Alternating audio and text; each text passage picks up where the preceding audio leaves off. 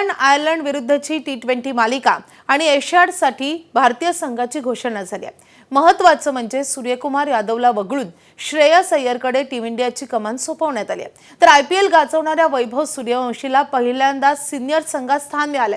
BCCIच्या निवड समितीचे अध्यक्ष अजित आगरकर यांच्या उपस्थितीत सचिव देवजित सैकिया यांनी हा संघ जाहीर केलाय। पाहूयात याविषयीचा हा खास रिपोर्ट।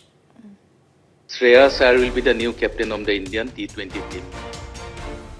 श्रेयस अय्यर आणखी एक मुंबईकर बनलाय टीम इंडियाचा नवा 2020 कर्णधार आणि याच टीम मध्ये समावेश झालाय एका 15 वर्षांच्या मुलाचा।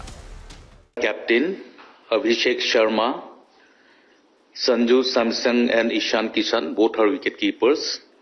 Shivam Dube, Tilak Verma vice captain, Nitish Kumar Reddy, Akshar Patel, Washington Sundar, Varun Chakraborty, Ravi Bishnoi, Mohammad Siraj, Harshit Rana, Arshdeep Singh, Prince Yadav, and the new kid Vaibhav Suryavanshi. होय, IPL गाजवणाऱ्या वैभव सूर्यवंशीला BCCIनं आगामी Ireland England दौरा आणि आशियाई स्पर्धेसाठीच्या भारतीय संघात स्थान दिलंय। याचं कारण ठरलं वैभवची नुकत्याच झालेल्या IPL मधली कामगिरी। यंदाच्या IPL मध्ये वैभव सूर्यवंशीनं 16 सामन्यात 776 धावांचा पाऊस पाडला। त्यात एक शतक आणि 5 अर्धशतकांचा समावेश होता।